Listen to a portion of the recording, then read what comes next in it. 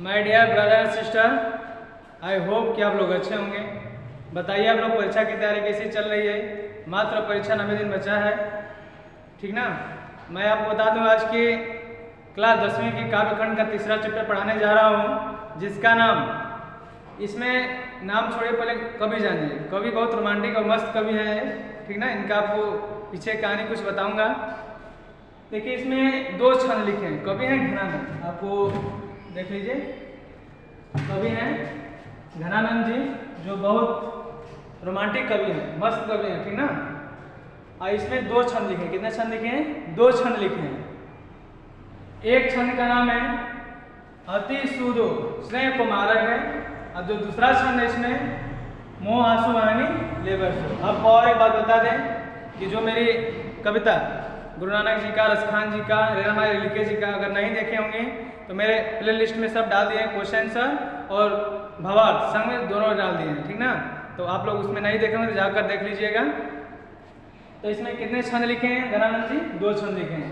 प्रेम अति सुदो स्नेह को मारक है, और दूसरा लिखे मोह आंसू वाहिनी ले बरसो, ठीक है। तो आपको कविता पढ़ाने से पहले कवि परिचय भी जरूरी होता है। जो कवि परिचय पहले आपको हम कराएंगे, उसके बाद आपको कविता का पूरा सरल शब्द में अर्थ समझाएंगे। उसके बाद नेक्स्ट वीडियो में आपको इसका सारा ऑब्जेक्टिव देंगे। उसके बाद अगले वीडियो में आपको पूरा क्वेश्चन आंसर और सब्जेक्टिव में पूरा देंगे, ठीक है। तो देखिए मैं आपको पहले घनानंद जी के बारे में कुछ परिचय कराता हूँ।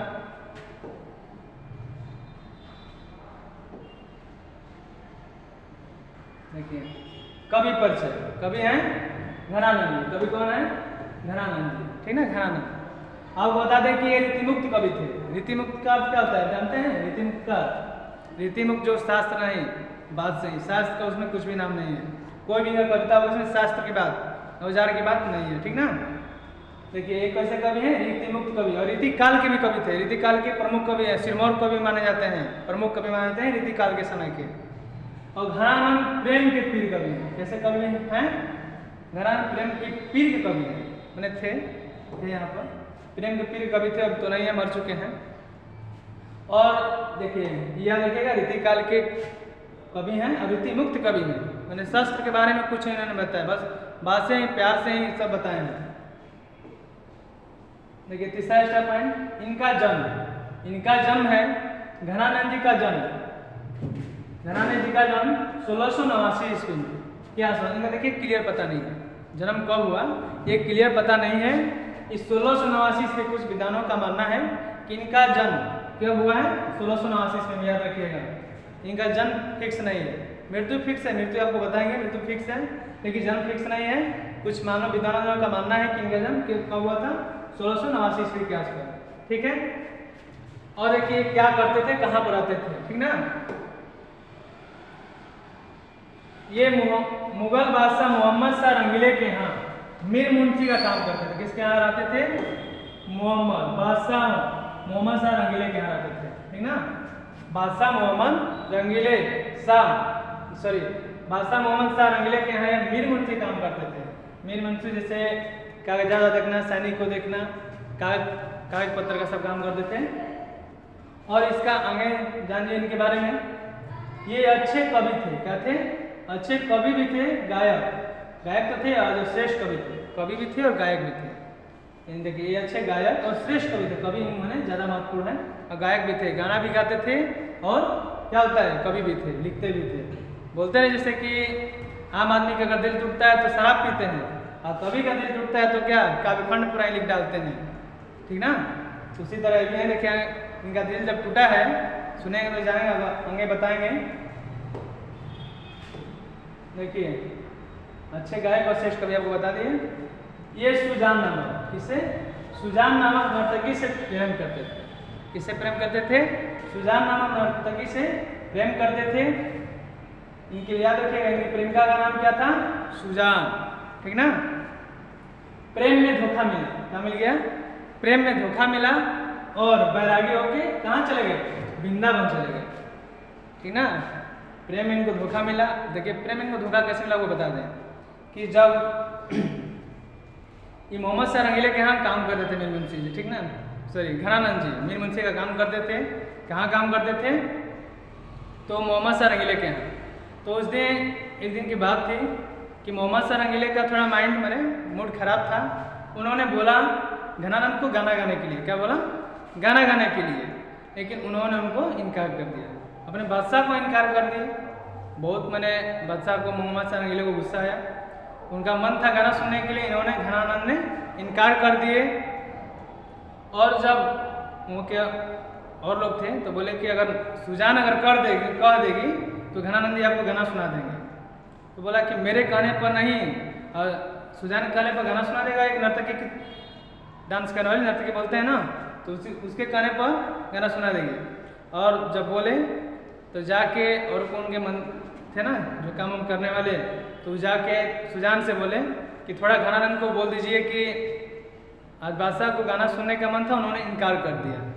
तो वो जाके जब बोली सुजान कि मैंने गाना सुना दीजिए घनानंद जी, ठीक।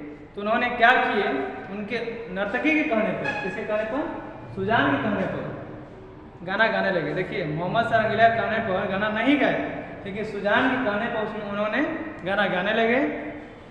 और एक बात और गलत की, मान लीजिए कि राजा थे इधर और उन्होंने मुंह करके उधर पीछे हो सुजान की उधर गाना गा रहे थे और पीठ कर दिए थे किसके तरफ, मोहम्मद शाह रंगीले के तरफ।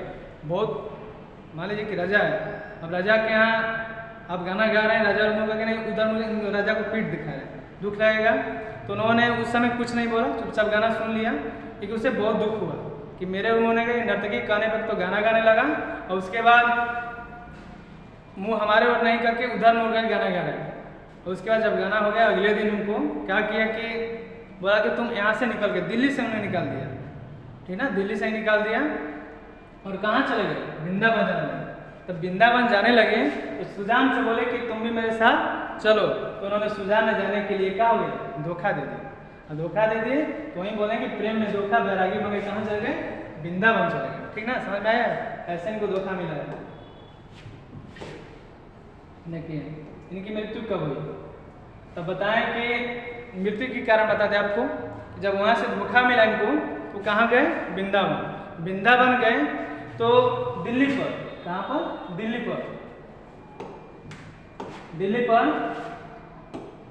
पर इन्होंने नादिर शाह के सैनिकों ने 1739 पर आक्रमण किया। तब उसके सिपाहियों ने मथुरा और वृंदावन पर भी धावा। देखिए नादिर शाह के, किसके, नादिर शाह के सैनिकों ने 1739 में कहाँ, दिल्ली पर आक्रमण किया और उसके बाद मथुरा और वृंदावन में धावा बोला। तो पता चला तब वृंदावन के इनके सिपाही नादिर शाह के पता चला कि जो यहाँ पर घनानंद रहते हैं, मोहम्मद शाह रंगीले के यहाँ मीन मुंशी का काम किए होंगे, जानते होंगे सोना क्या है, खजाना क्या है। तो ये गए कहाँ पर, वृंदावन पहुँच गए इनके साथ सिपाहियों, नादिर शाह के सिपाहियों ने।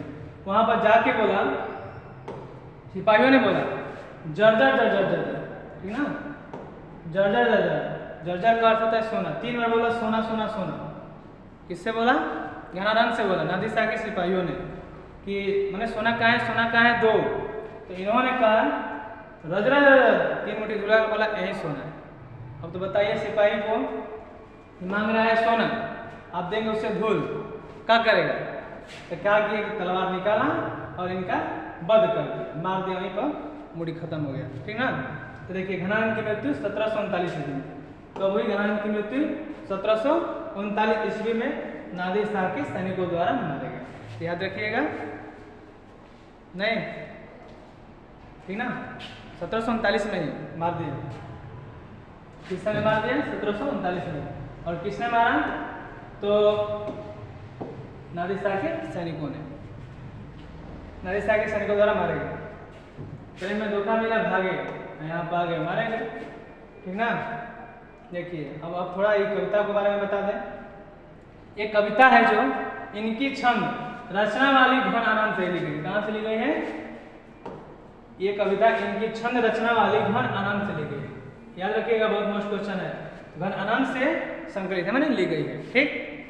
अब बता दें कि इनकी सवाया छंद, आपको बताएंगे इसके पीछे वीडियो में कि सवाया छंद और छोटा छंद, छंद बहुत है, लेकिन इनकी सवाया छंद और घनाश्री में अत्यंत प्रसिद्ध है। कौन, तो घनानंद जी। इस इनके सवया और घनाक्षरी अत्यंत प्रसिद्ध हैं। और घनानंद के प्रमुख ग्रंथ देखिए, प्रमुख ग्रंथ भी इनका व्यापी नाम है। प्रमुख ग्रंथ सुजाने पर ग्रंथ लिख डाले। घनानंद के प्रमुख ग्रंथ हैं सुजान सागर। कौन है? सुजान सागर। प्रमुख ग्रंथ है सुजान सागर, वीरलीला, वीरलीला समझते हैं होंगे, वीरलीला, रसकेली बली। इनके 3 तो ग्रंथ वीआईपी है, बहुत ही महत्वपूर्ण है। कौन कौन? सुजान सागर, सुजान के अपने प्रेमिका के नाम पर लिख डाले, ठीक ना। सुजान सागर, वीरलीला, रसकेली बली और भी है, लेकिन 3 महत्वपूर्ण रहता है। देखिए इनका एक कवि परिचय इतना था, ठीक ना। आपके इसके अगले वीडियो में आपको ऑब्जेक्टिव पूरा दूंगा। आप कविता परिचय समझिए। कविता जो इसमें 2 छंद है, बताया आपको पढ़ाने से पहले ही कि इसमें कितना छंद है, उनके 2 छंद है, ठीक। देखिए कविता परिचय में, कविता परिचय जान लीजिए, इसमें 2 छंद है, ठीक। प्रथम छंद में, ठीक ना, प्रथम छंद में कवि जो है जहां प्रेम के सीधे सरल और निश्चल मार्ग की प्रस्तावना करते हैं। पहला जो छंद है इनका ना, पहला छंद घनानंद जी का, पहला छंद में ना प्रेम के बारे में, प्रेम माने सीधा मार्ग है, सरल है, जो भी कुछ है आपको पूरा बहुत समझाएंगे। तो ही बोल रहे हैं कि प्रेम, प्रथम छंद में कवि जहाँ प्रेम के सीधे सरल और निश्चल मार्ग की प्रस्तावना करता है, वहीं द्वितीय छंद में मेघ के माध्यम से अपने हृदय की पीड़ा को, ठीक ना, अपने किससे? मेघ, बादल, क्या हो गया? मेघ, मेघ के माध्यम से, ठीक, मेघ के माध्यम से कवि अपने हृदय की पीड़ा सुजान के पास पहुंचाने की बात करता है। किसके पास पहुंचाने की बात करता है? सुजान के पास, ठीक ना। इनकी 2 छंद है। तो आपको बता दिए कि पहला जो छंद है उसमें कवि ने प्रेम के बारे में सरल बताया, प्रेम को रास्ते पर चलने के लिए जो भी बताया है, प्रेम क्या होता है, सुजान प्रेमिका के बारे में ही बताए हैं। और दूसरे मेघ के माध्यम से कवि अपनी जो विरह है, दुख है, पीड़ा है, उसको कहाँ पहुंचाने की बात करता है? सुजान के पास पहुंचाने की बात करता है, ठीक ना। चलिए अब कविता को हम समझाएं। नहीं, कविता का नाम है पहला छंद अति सूदो, अति माने ज्यादा, बहुत, अति सूदो सनय को मारग, ठीक ना। अति सूदो सीधा सरल, ठीक ना। बहुत सरल है किसका? प्यार का मार्ग, प्रेम का मार्ग। पहला इसका अर्थ होगा अति सूदो सनय को मारग है। इसमें कवि कहते हैं कि प्रेम का मार्ग क्या है? अति सरल, अति सरल, अति आसान है, ठीक ना। देखिए पहला लाइन का अर्थ समझिए, अति सूदो सने को मार्ग है जहां नेकु सन्याप नहीं, ठीक है ना। अति सूदो सने को मार्ग है जहां नेकु सन्याप नहीं, माने प्रेम का रास्ता बहुत ही आसान, बहुत ही सरल है। उस रास्ते पर थोड़ा सा भी दुर्दता करने वाले, चतुराई करने वाले, तो 2 लाइन पढ़े तब समझाते हैं, समझ जाएगा अच्छे से।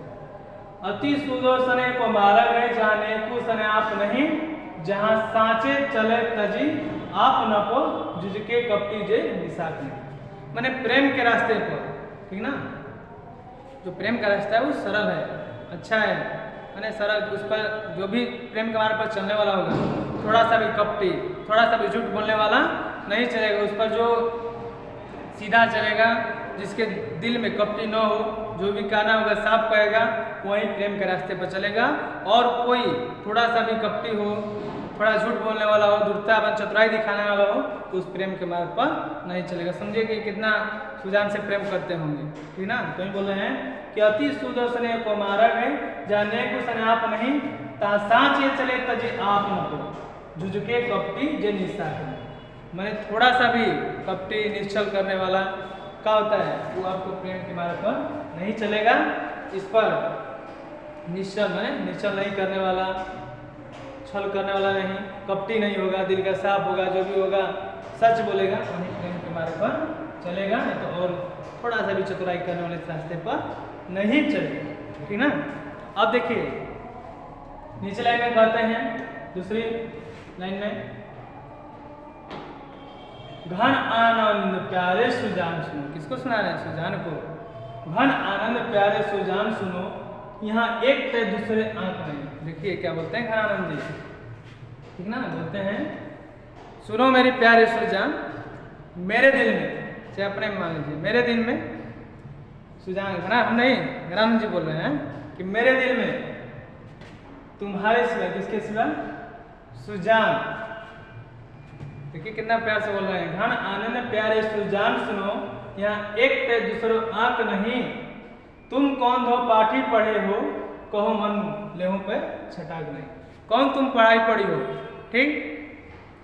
कि पहले तो बताएं इस लाइन में कि तुम्हारे सिवा मेरे दिल में और किसी का कोई का जगह नहीं है, और दूसरे लाइन में बोले कि तुम कौन सी पाठ पढ़ी हो, ठीक है? मन लेहू पर, जैसे मैं हम तुमको प्यार ज्यादा करता हूँ, लेती हो ज्यादा, ठीक? देहू पर छटाक नहीं, थोड़ा सा भी नहीं देती हो, ठीक ना? तो ही बोल रहे हैं कि तुम कौन सी पाठी पढ़ी हो, तुम कौन सी विद्या, कौन सी पढ़ाई पढ़ी हो कि तुम मन ले, मन होता ना, छोटा मन बड़ा मन, 20 किलो 40 किलो, उसे बोले मन मन लेहू पर देहू छटाक, मन में ज्यादा ले रहे हो, दे रही हो कम, ठीक? मैंने हम तुमको कितना प्यार करें, तुम हमको थोड़ा सा भी नहीं समझ रही हो, ठीक ना? यही है पहला इनका छंद का।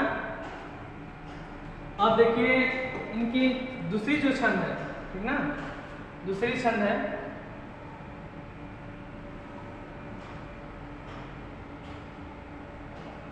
मो आशुवाहिनी लेबर। इसमें देखिए किसको बोल रहे हैं, कवि मेघ को संबोधित किया, बादल को संबोधित कर रहे हैं। किसको संबोधित कर रहे हैं? बादल को।